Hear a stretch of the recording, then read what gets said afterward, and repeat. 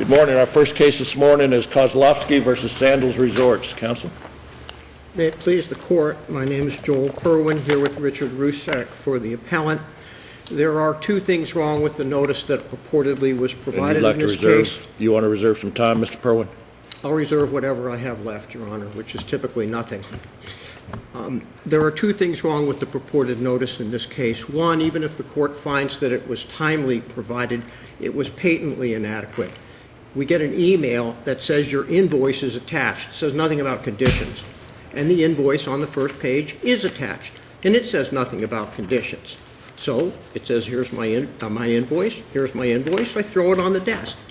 Even if you decide on your own to turn it over, here's what you see. This is what it says. Here in yellow is the purported language in question. You got to go through two columns that you can barely see on this to read it. Now, even they say in page 2 of the answer brief that it has to be conspicuous and clear. Where's a case that adds any specificity to that? Is there a case that says it's got to be, like truth in lending and other topics that we have, other statutory notices to people that they're waiving important rights or they're losing important rights? Yes, all the cases cited by the other side are supportive of our position because they're so conspicuous, and they say they have to be conspicuous. SunTrust says it's got to be clear, eye-catching, and conspicuous. Is that a forum non-case? Is that a case similar to this? Yes, yes, we're talking about the same kinds of provisions. Neiman says it has to do all it reasonably could do. In the Massa case, there's a hyperlink that says, here are your conditions, go find them. The court says, no, that's insufficient. In the Eric case, it's on an interior page that is referenced. The court says, it says, go look at pages 6, 7, and 8. The court says that's no good. In the Stovall case, nothing's mentioned in the brochure, and it's buried in the last paragraph. This case is archetypical of the kind of notice that is patently inadequate. It's got to be dramatic. They say it's got to be dramatic. It's got to be conspicuous and by an objective standard, which is the applicable standard. Point 2, according to the Supreme Court in the Carnival case, you have to be able to cancel with impunity, quote unquote. That's why you can't be given notice when you're checking in, because you got no choice. You're in some foreign country at a resort, and they tell you when you're checking in. That's Larson and SunTrust. By the same reasoning, you can't be given notice at a time when you're going to get a penalty, in this case of $400, if you cancel at the time you give a notice. First time they give us notice, we're going to have to pay. It was December before the January vacation. That's right. Now, they've set a case up as supplemental authority in which the court says, no, a penalty is not necessarily controlling, but it's of a, quote, undetermined amount. So they don't tell us in that case what it is.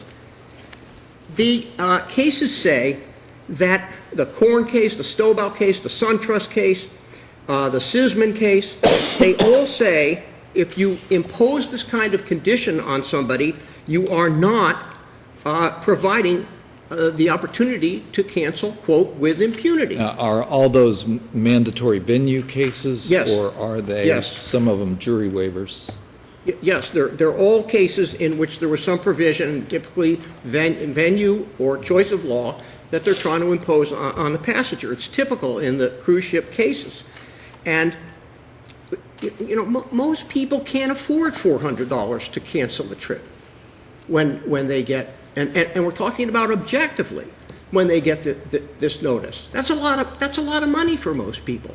And it is not an ability to cancel with impunity. So there are two independent reasons: the inadequacy of the notice and the lateness of the notice, which is conditional, which under clear authority render this notice inadequate. And maybe I do have time left. You do. Thank you, counsel. Could you address one point, Mr. Perwin? I'm sorry to interrupt, but just the single point. The brief seems to say that there was a determination as to unique vacations as well as to Sandals. I don't see that in the order. I'm not sure I follow the question. Do you follow the question? We'll Unique deal Vacations, with not, it. yeah, he can answer Yeah. it.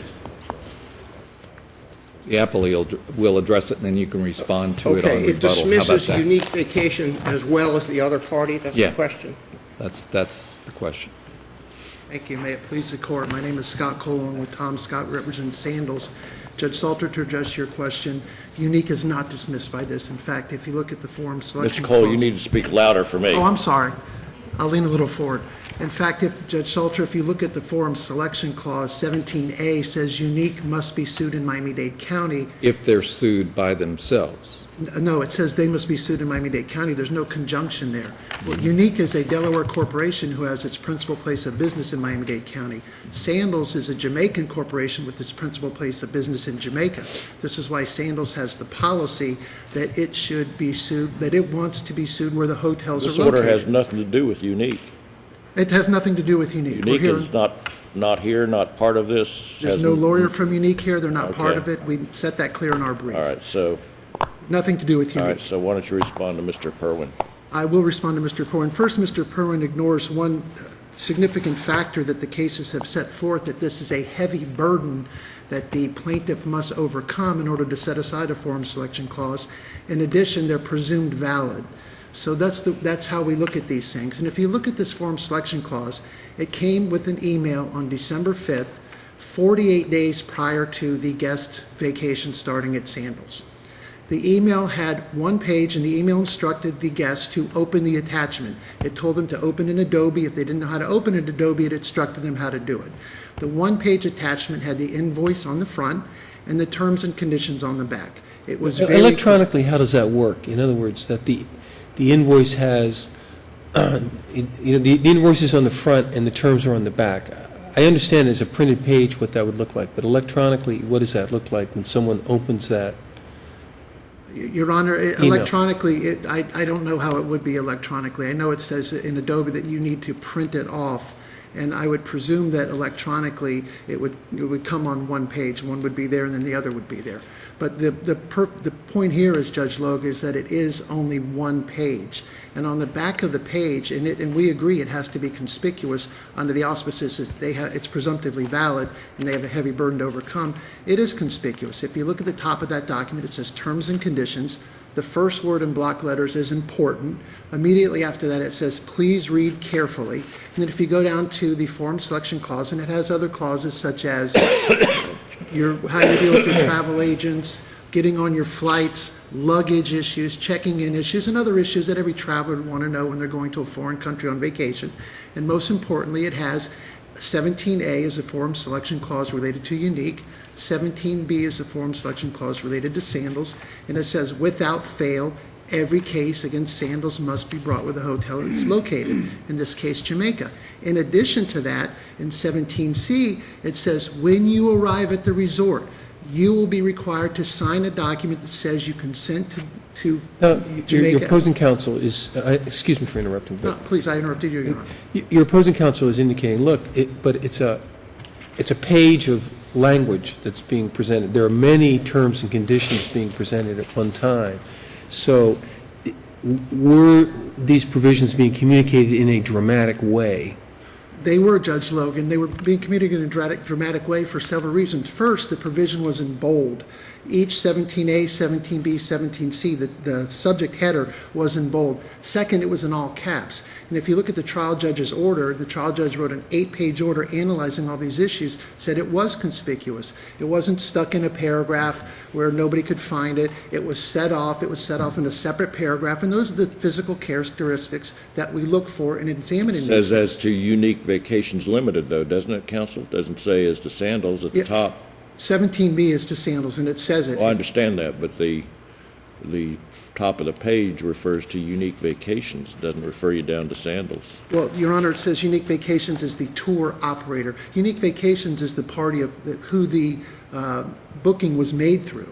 That's why Unique can be sued here in Miami-Dade County. They're in Miami-Dade County. It also says, if you look at the top, it deals with, Your Honor, in the first line, important, these terms and conditions govern the contract for hotel accommodations, transportation. So it doesn't just relate to Unique Vacations, it relates to all of those entities. It relates to Unique as the booking agent.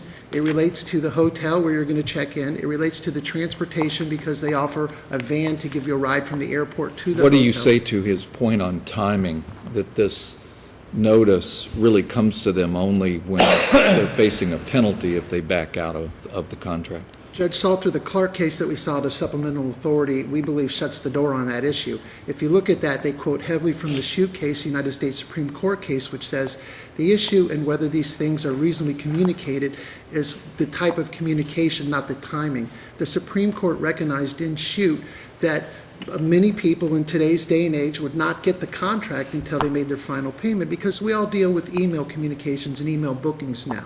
It's not like the old days where you go to a travel agent, pay your money, and get your contract. Here you pay a deposit like they did here. They then paid the rest of the monies in December 5th. That's when the booking was done, and that's when they got the documents showing the form selection clause.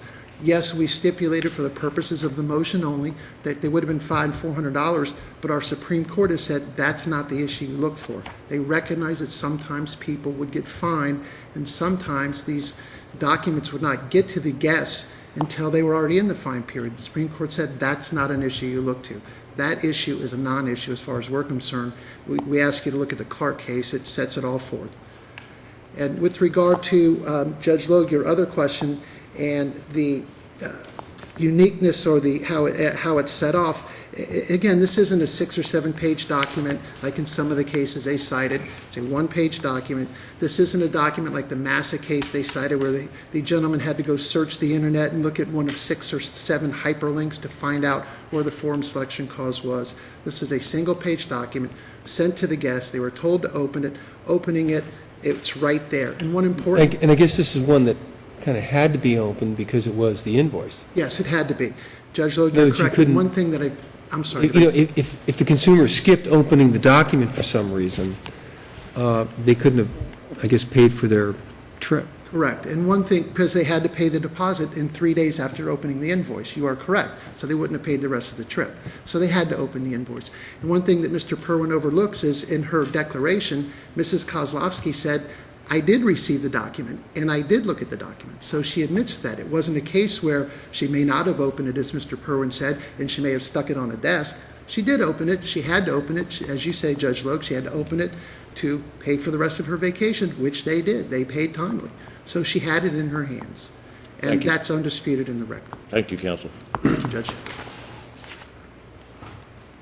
So, Mr. Perwin, the question I was asking you was, the first point in the initial brief is the trial court had no basis to dismiss the claim against Unique Vacations. Are we all on the same page that that's not an issue? This order does Not an not issue. dismiss that claim? Not an issue. I want to start with point 2, with your permission, that this whole question of timing is not on the table, it's just irrelevant. If that were true, then all the cases holding that when you give it to them for the first time when they check in, that's insufficient. That is quintessentially timing. Those cases are established. They have not been contradicted. It is equally true, therefore, and we have cited the authority, that if you impose a penalty when at the first time somebody is given the opportunity to cancel, it is not a free and fair opportunity to do so. $400 is a lot of money. In their one case, it was an undetermined amount. In our cases, it was a significant amount of money. It is an issue, and it cannot be dismissed so easily on the ground that it isn't. Based upon an objective test, not whether my client read the thing or not, based upon an objective test, nobody is going to look at this. The email says, here's your invoice. The invoice says, here's your invoice. Nobody says, turn it over. It doesn't refer you to anything. That itself is controlling in this case. And then, when you look at it, if you happen of your own volition to turn it over, I'm just going to have to leave this to the court. Counsel says that this is conspicuous. It's got capital letters all through the thing. You can barely read the top that he read. It's almost illegible.